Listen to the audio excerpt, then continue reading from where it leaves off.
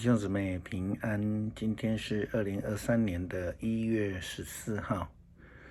今天的经文是诗篇40篇第1节到11节，列王纪上卷第19章19节到21节，路加福音第5章第1节到11节。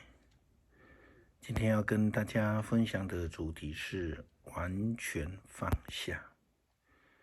一个领受上帝呼召的人，他应该要怎么做呢？我们要从几个圣经的人物来回顾以及反省。首先，我们先谈到几位负面的例子。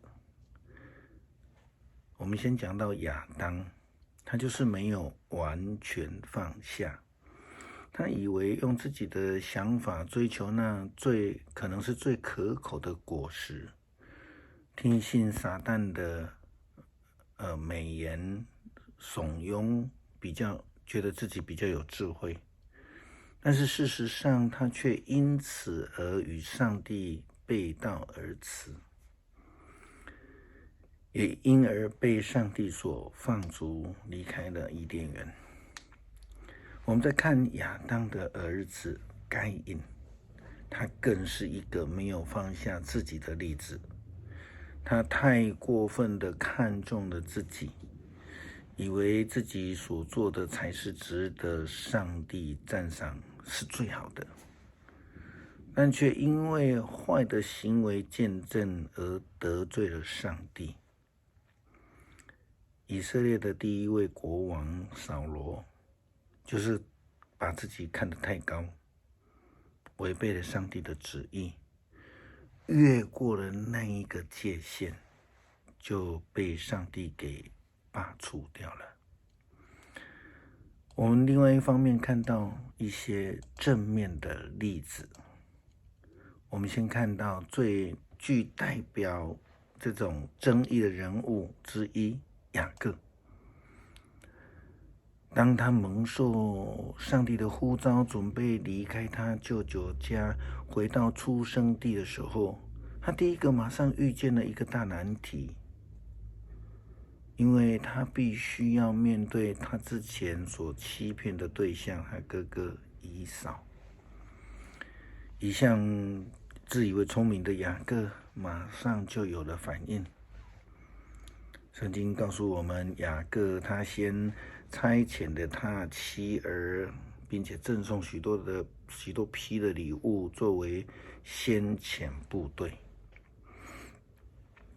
这与一向喜欢抓的这个个性这个人，他现在需要做的是放手，是完全的相反的。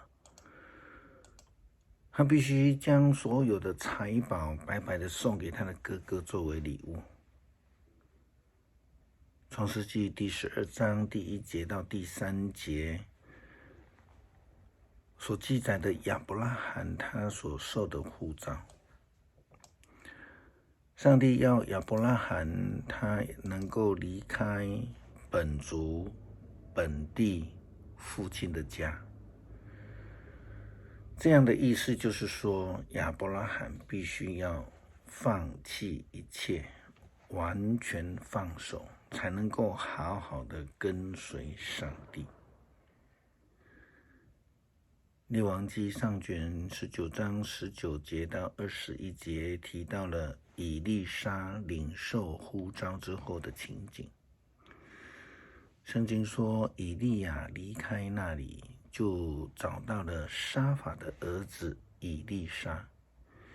以利沙正赶着一对牛在耕田，还有11对牛在他前面，他赶的是最后一对。以利亚脱下外袍，披在以利沙的身上，于是以利沙离开他的牛，去追以利亚，说：等我向父母亲我们别了，然后就来跟您走。以利亚说：好吧，你回去，我不阻止你。以利沙就回去把他的一对牛宰了，把轭当成柴烧，煮了肉，他把肉分给大家，他们都吃了。然后以利沙去跟从以利亚，做他的助手。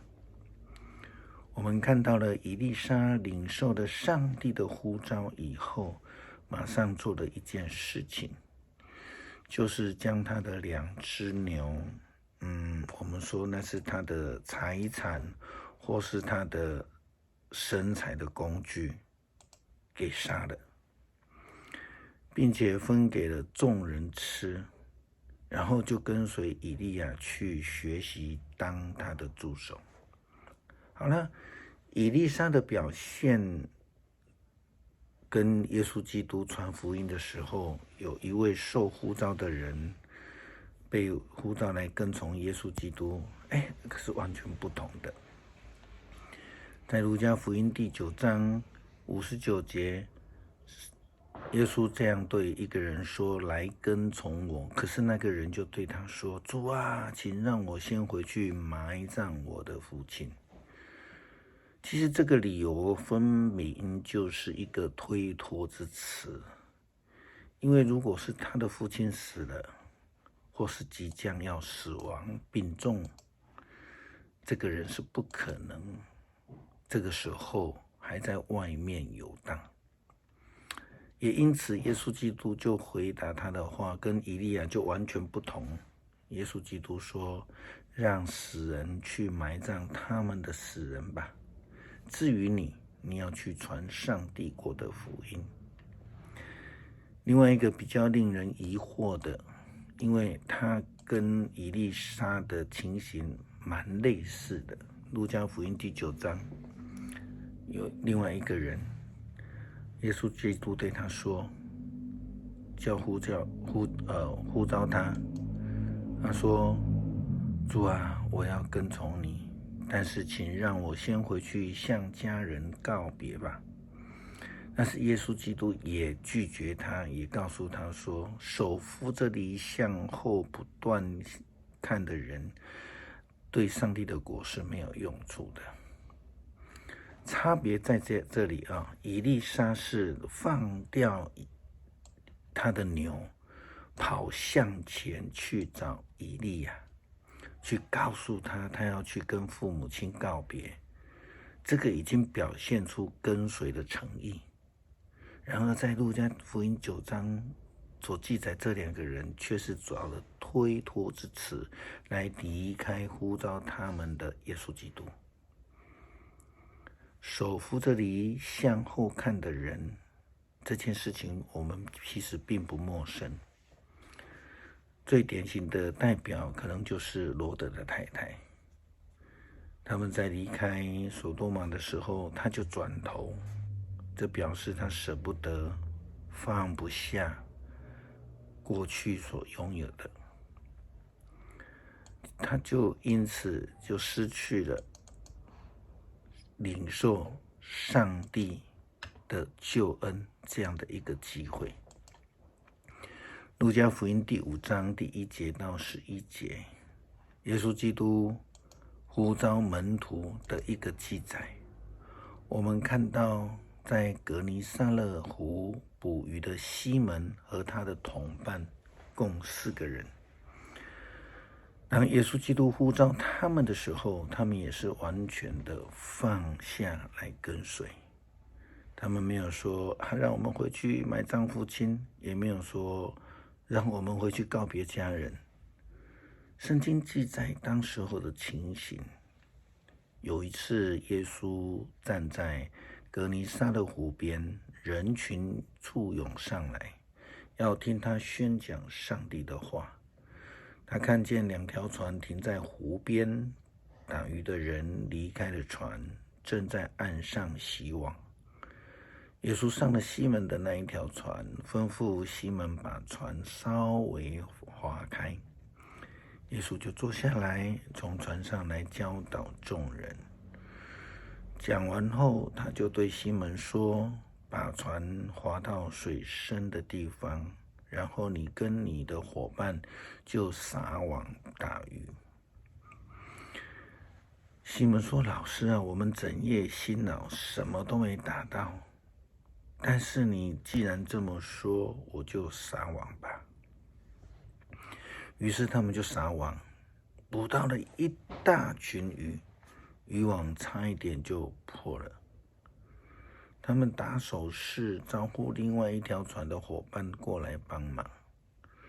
他们来把鱼装满了2条船，船几乎要沉下去。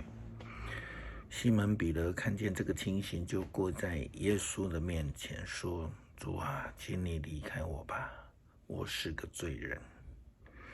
他和其他的伙伴打到了这一次这个网都很惊讶，他的伙伴西比泰的儿子雅各和约翰也同样的惊讶。耶稣对西门说：不要怕，从今以后你要得人。他们就把船靠岸，就撇下一切跟从了耶稣。他们就撇下一切来跟从了耶稣基督，这个是多么不容易的一件事啊！其实就像以利沙当时候放弃了一切来跟随上帝，接着以利亚给他的呼召一样，基督徒要耐心等候，完全放下，忠心的跟随，才能得到上帝的赞赏与悦纳。诗篇40篇第1节到11节，我耐心等候上主，他就垂听我的呼求，他把我从泥沼和深坑当中拉出来，把我安置在磐石上，使我步履稳妥。他教我唱新歌，唱颂赞上帝的歌，许多看见的人肃然起敬，愿意信靠上主。一心信靠上主的人多么幸福啊！他不倾向偶像，也不依附拜偶像的人。上帝，我的上帝啊，你为我们成就了许多的大事，有谁能跟你相比呢？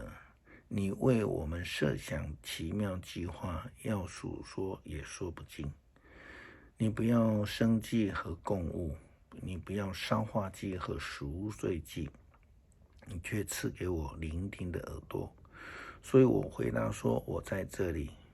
你对我指示的都记在法律书上。我的上帝啊，我这么乐意遵行你的旨意，我把你的教训都记在心里。上主啊，在你的子民的聚会中，我宣扬你拯救的佳音。你知道我要不断的传扬，我不曾把你拯救的信息据为己有，却常常宣讲你的信实和帮助。在你子民盛大聚会中，我没有隐蔽你的慈爱和信实。上主啊，我知道你永不收回你对我的慈爱，你的信实和你不变的爱始终支持我。感谢上帝使我们得福，我们明白并不是我们做得多好而蒙恩得救。恳求上帝帮助我们愿意完全的放下自我，让你完全掌权在我们的生命，使我们蒙恩得救。感谢主，祷告奉主耶稣基督圣名求，阿们。